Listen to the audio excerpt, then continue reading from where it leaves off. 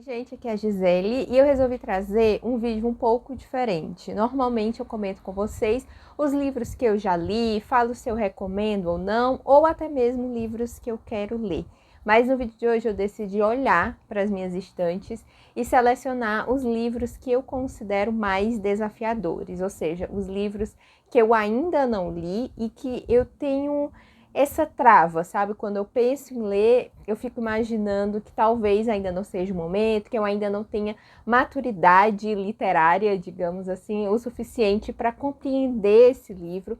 Mas a gente sabe que não é assim que funciona. Quando eu comecei aqui o canal, eu era estudante de engenharia. E nesse percurso eu acabei migrando, hoje eu curso letras e eu acabo me deparando com algumas referências que, devido a não ter essa bagagem, porque todos os livros praticamente que eu trouxe são livros clássicos, por nunca ter lido ele, então às vezes me falta essa referência do livro clássico para compreender algum texto ou até algum livro contemporâneo, que é o que eu gosto realmente de ler. E sempre que eu decido, né, embarcar em uma leitura assim mais desafiadora, eu costumo gostar muito. Então, a minha ideia é que, caso você já tenha lido algum desses livros, comenta o que você achou, se foi difícil fazer a leitura, se você gostou dos elementos, né, que o autor usou, do personagem, se foi fácil, se era cativante, enfim. Porque eu quero, ao longo aí dos anos, ir fazendo essas leituras. Eu acho que se eu pegasse um livro desse e lesse um pouquinho todos os dias, eu já teria lido todos eles. Eu acabo enrolando mesmo, não com medo de ler, de achar a leitura difícil, mas realmente de não ter a compreensão de todo o texto, sabe? E eu nem sei se precisa ter, né? Então, eu selecionei aqui esses 6, vou falar um pouquinho sobre o que eu acho de cada um, né? O que eu espero encontrar, ou por que eu me afasto desse livro, mas aí eu conto com a ajuda de vocês para falar se vocês já leram, se gostaram e me incentivar um pouquinho também a realizar essas leituras. Eu já vou começar com a pedrada, que é a Ilíada, do Homero. Eu não trouxe a Odisseia, porque eu considero que eu preciso ler primeiro a Ilíada para depois ir para a Odisseia, então não fazia muito sentido eu colocar a Odisseia aqui, mas eu tenho os dois e eu considero sim que são livros essenciais, principalmente para quem é estudante de letras, e eu tenho vontade de ler. E o livro que me incentivou, por incrível que pareça, a comprar esse daqui, para tentar fazer essa leitura, foi A Canção de Aquiles, da Madeline Miller. É um livro contemporâneo, é uma releitura de Ilíada. Naquele livro, a autora, que é uma professora universitária de grego, né, de mitologia, enfim, ela estuda realmente esses enredos, narrativas, ela brinca um pouco e conta a história do Aquiles pela visão do Pátroco. E eu não sei o que é, né, fiel e o que ela modificou para fazer esse livro contemporâneo, mas eu fiquei com vontade de conhecer a história que originou o livro, e eu acredito que todo mundo conheça um pouco, né, dessa história de Ilíada, da Guerra de Troia, até mesmo por conta de filmes e séries que a gente assiste, consome aí ao longo da vida. Mas, primeiro, ele é muito extenso, até mais extenso do que a Odisseia. Esse livro ele tem mais de 700 páginas, ele é nesse estilo assim, ó, não é em prosa. Eu comprei essa edição aqui justamente por ter um texto que as pessoas recomendam para leitores iniciantes, né, para quem quer conhecer a história, mas eu tenho um pouco de receio de achar a narrativa um pouco sem graça, sabe? Tudo em torno dessa guerra. Será que é tão interessante assim? Mas esse daqui é um que com certeza eu vou ler. Eu acho que aos pouquinhos, se eu pegar para estudar, acredito que dê certo. Não sei se tem algum vídeo, algum curso, sabe, para ler acompanhando. Às vezes eu gosto de investir em um curso ou em algum outro livro que vai me auxiliar na leitura de um clássico. E eu vi aqui que são divididos por cantos, assim. Então, não sei, talvez tentar ler um canto por semana e dar uma estudada e depois ir para outro e para outro. Eu sei que são muitos e com certeza a quantidade de página, que é o que me assusta, é o que assusta também muita gente, além desse formato, né? Ter esse formato de escrita aqui em canto, que também é diferente do que a gente está acostumado até em outros clássicos. Clássico que eu amo, por exemplo, é Jane Eyre, que tem uma história que é envolvente, que tem uma escrita muito fácil, sabe? Uma personagem muito interessante. Mas eu fico com um pouquinho de receio de cair aqui em Ilíada e não conseguir compreender o suficiente, meio que ser uma leitura à toa, sabe? Porque eu não vou conseguir desenvolver muito bem os assuntos, os conceitos, enfim, me ajudem com Ilíada. Os outros aqui são mais possíveis, na minha opinião. Esse realmente é o que eu acho mais complexo. O segundo livro, ele, na verdade, são 3, eu trouxe apenas o primeiro para representar, que é a Divina Comédia. Eu tenho essa edição aqui da Príncipes, e nesse primeiro livro nós temos o Inferno, que é também, assim, em formato de cantos, mas esse eu já li alguns cantos e eu achei simples, fácil não. Mas eu consegui compreender, eu achei bem interessante.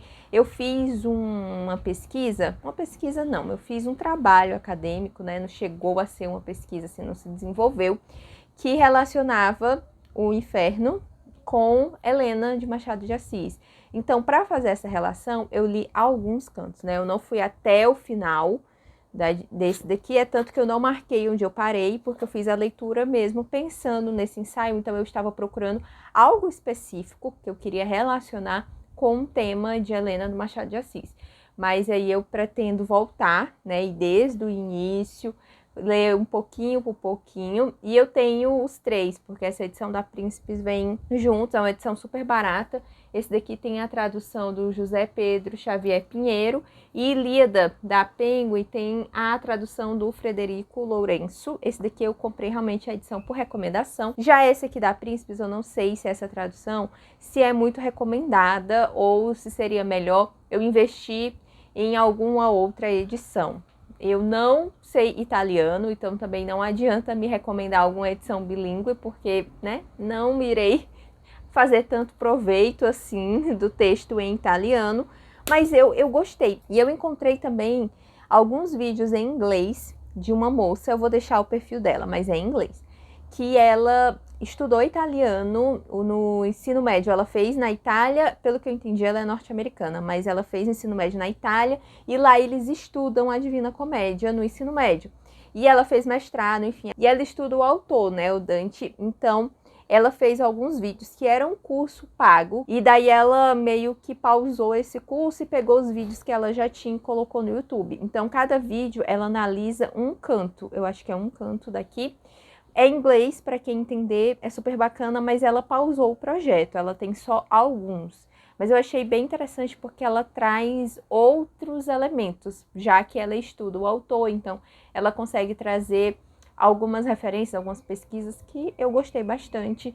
E eu sinto falta disso para Ilíada, entendeu? Eu gostaria de ter esse acompanhamento e eu queria que ela continuasse postando os vídeos sobre a Divina Comédia também, para, né, eu conseguir consumir esse conteúdo, gastar aí o meu inglês para alguma coisa, né? Estudei tantos anos, tem que compensar. E agora vai fechar aqui o ciclo que eu vou trazer Eneida do Virgílio. Esse daqui eu comprei em um sebo, ó, vocês vão ver que tem até um negocinho aqui de biblioteca, porque eles receberam de doação. É uma edição da Martins Fontes e tem a tradução do José Victorino Barreto Feio, José Maria da Costa e Silva.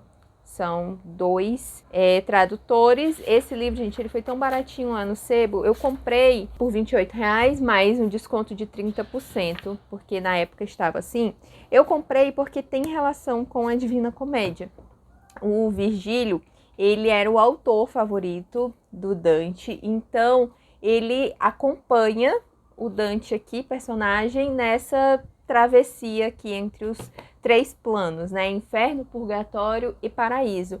E aí eu fiquei com vontade de conhecer o texto do Virgílio, esse daqui que é Eneida, que tem também essa escrita, né, um poema épico, então ele se assemelha com os demais nessa questão de complexidade da escrita. Esse aqui é, infelizmente, o que eu tenho menos vontade de ler. Então, se você leu e achou que vale a pena, quiser me dar alguma recomendação aí, pelo menos para eu ler e conhecer, eu vou gostar, se tiver também algum material de apoio para acompanhar, porque esse aqui parece ser muito maçante, né? Não nego, mais do que os outros 2. Eu me afasto um pouco sempre que eu penso, e eu comprei ano passado. Eu estava empolgada quando eu comprei, e depois a empolgação passou, e eu percebi que eu não tinha tanto interesse assim em ler. Pode ser que eu use também em algum momento da faculdade, não sei se algum professor vai pedir a leitura desse livro. Se pedir é bom, porque daí eu faço o estudo, mas eu acredito que não. Agora eu vou para um que algumas pessoas já me recomendaram. Quando eu mostrei que eu havia recebido esse livro no ano passado, lá no Instagram, várias pessoas respondendo, dizendo que era um livro muito fácil de ser lido, que era uma aventura gostosa de acompanhar. E eu acredito que a única coisa que me afastou um pouco dele foi só o tamanho, né? Ele é bem extenso, que é Oliver Twist, do Charles Dickens. Eu tenho nessa edição da editora Unesp. Ele tá aqui novinho, é uma edição linda e é uma edição super confortável também, a fonte, sabe? É bem tranquilo de fazer a leitura. Eu gosto dessas edições deles, a fonte é bem escura. Tem alguns livros que é bem clarinho, parece um cinza, esse aqui não é. Eu já li outros livros nessas edições e gostei bastante. E daí eu tenho aqui Oliver Twist. O que eu pensei em fazer com esse livro? Dividir um pouco os capítulos e ir lendo por dia, sabe? Ter aquelas metas diárias que eu não costumo fazer quando eu tô lendo. Eu costumo colocar assim, eu quero ler esse livro ao longo da semana ou ao longo do mês, mas eu não determino quanto que eu vou ler por dia. E para esse aqui eu estava pensando, e pelo menos no início, até eu pegar o jeito, determinar uma quantidade de páginas ou de capítulos. Então, ele foi publicado em formato de folhetim. Então, todos os dias saía capítulo ali no jornal, acredito que apenas um, né, no fascículo. E eu sei que esse tipo de livro é fácil de ser lido, tipo Os Miseráveis, porque o autor, ele pensava numa estratégia para vender muito jornal. Então, as pessoas liam o capítulo de hoje, elas tinham que ficar muito envolvidas para comprar o de amanhã. E por isso esses livros, eles têm um formato bem dramático, de reviravoltas, de muitos acontecimentos, de morte e renasce, e volta da morte para a vida. Tem todo esse enredo, porque tinha esse caráter, né, capitalista mesmo, precisava vender mais até do que os livros hoje, né? Que eu sei que os autores também sofrem bastante para convencer as pessoas a comprar os seus livros. Mas aqui ele precisava convencer a comprar capítulo por capítulo. Então os autores, eles tinham algumas técnicas para fazer isso. Então eu imagino que será assim uma leitura fluida. Mas vocês gostam do aventura que tem aqui? Vocês gostam porque é um meninozinho, né? O Oliver Twist é um garotinho. Eu sei que ele tá ali nas ruas de Londres. Tipo, é interessante? É envolvente? Eu não sei.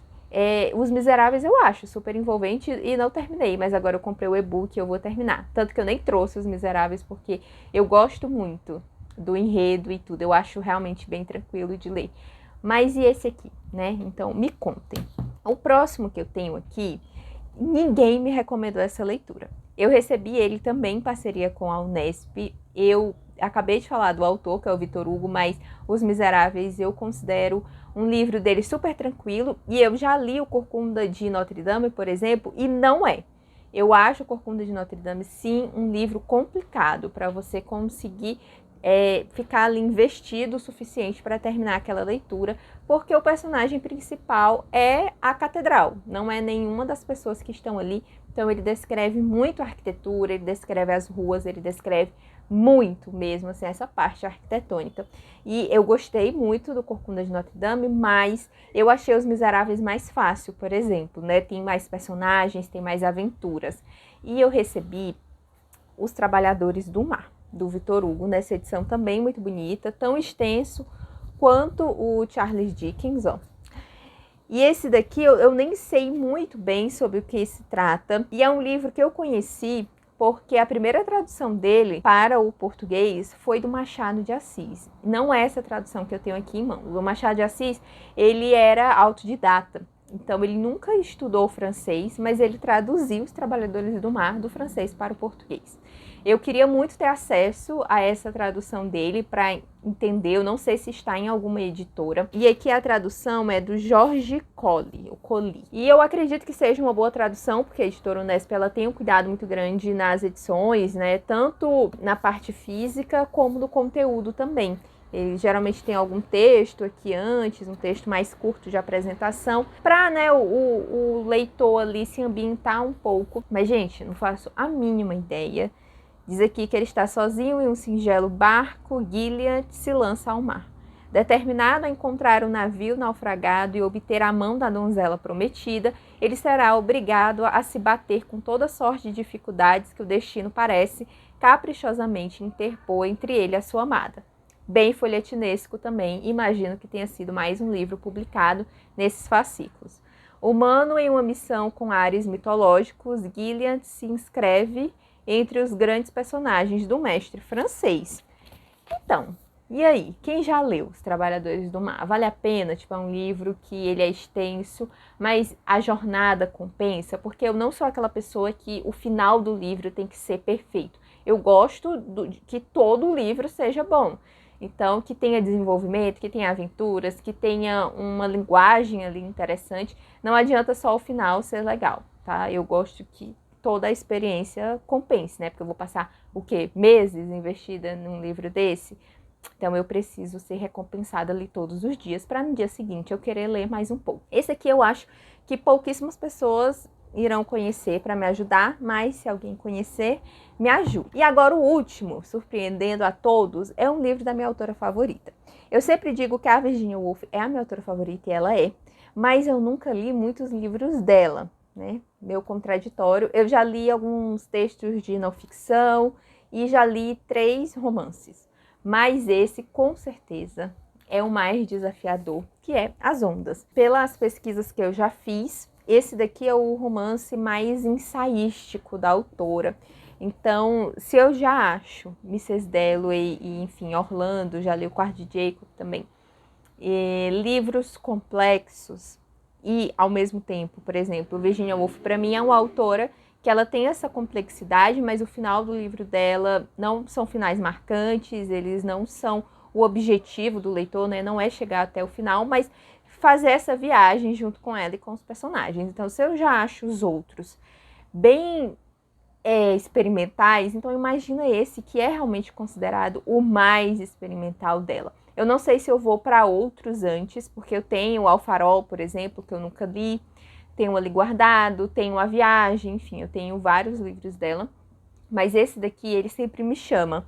É um livro que as pessoas, quando leem, costumam elogiar muito, costumam recomendar, mas eu não sei se eu já estou, né, no nível, no ponto ali certo para pegar ele, ou se é melhor eu ir meio que por ordem, porque eu acho que esse deve ter sido um dos últimos dela. Ó. Ela lançou Arte da Brevidade, Ao Farol, que eu ainda não li, Flush, que eu não tenho, Mrs. Dalloway, que é o meu preferido.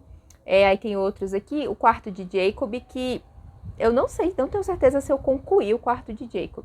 Orlando, que eu gosto, e aí tem os outros de não ficção, O Sol e o Peixe, enfim, que eu também já li, posso até trazer algumas conversas aqui com vocês sobre ensaios dela, né? Falar sobre ensaios da Virginia Woolf, se vocês tiverem interesse. Eu gosto muito dos ensaios dela, tanto os mais voltados para o feminismo, né, porque ela fazia muito essa relação da escrita da mulher, tem inclusive o livro dela, né, Um Teto Todo Seu, como também ensaios mais literários, em que ela falava realmente de obras.